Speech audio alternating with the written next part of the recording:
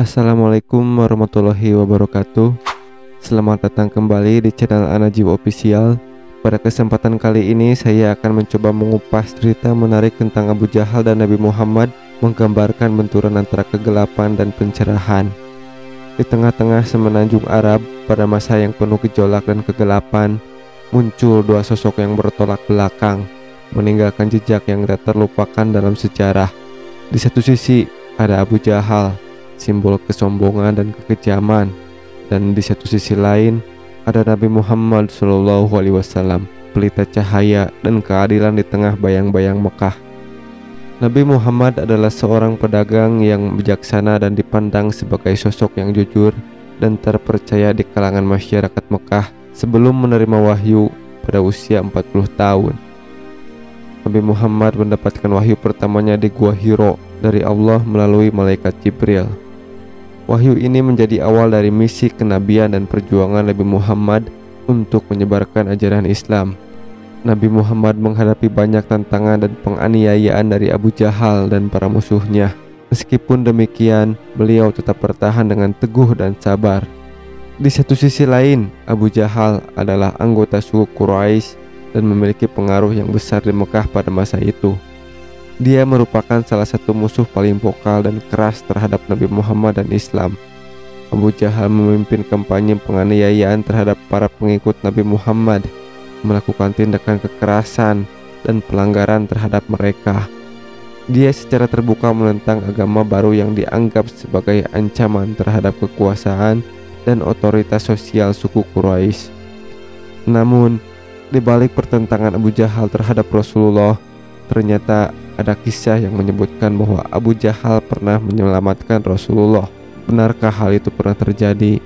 Dan kapan Abu Jahal menyelamatkan Rasulullah? Simak terus video ini sampai selesai untuk mengetahui kisahnya. Kisah ini termaktub dalam tafsir Marahul Labid karya Syekh Nawawi Al-Bantani. Dalam tafsirnya, Syekh Nawawi menuliskan riwayat dari Ibnu Abbas yang mengisahkan ketersesatan Nabi Muhammad SAW di jalan kota Mekah. Waktu itu usia Nabi Muhammad yang baru menginjak 6 tahun. Beliau sudah ditinggal wafat kedua orang tuanya. Abdul Muthalib atau kakeknya lalu menjadi pengasuh berikutnya. Saat dalam asuhannya pernah terjadi hal yang memilukan sekaligus menakjubkan, yakni hilang dan tersesatnya Muhammad kecil. Sang kakek Abdul Muthalib sempat panik atas kehilangan cucunya. Ia bergelantung pada penutup astara Ka'bah seraya berdoa dengan bait syair yang berbunyi, "Hai Tuhanku, kembalikan anakku Muhammad, kembalikan dia wahai Tuhanku, dan jadikan kekuatan dia di sisiku." Abdul Muthalib tidak henti-hentinya mengulang-ulang bait syair ini di samping Baitullah, sampai Abu Jahal mendatanginya dengan menaiki unta bersama Muhammad di depannya.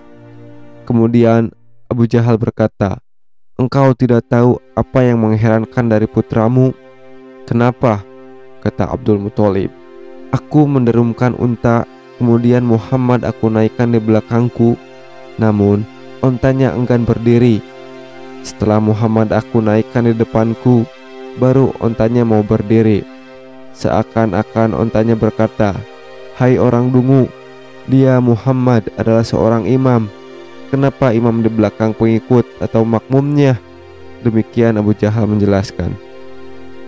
Teman-teman, dalam kisah ini bisa kita ambil pelajaran sekelas Abu Jahal, orang yang kemudian hari menjadi penentang Nabi Muhammad SAW, tetap mempunyai sisi kebaikan atau setidaknya pernah berbuat baik. Itulah kisah tentang Abu Jahal yang pernah menyelamatkan Rasulullah.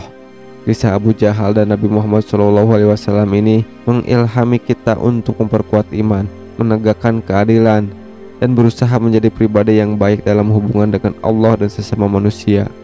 Semoga kisah ini menjadi motivasi bagi kita untuk meneladani kebaikan dan menghindari kejahatan, sehingga kita dapat membawa kedamaian, cinta, dan kebaikan ke dalam kehidupan kita dan dunia ini.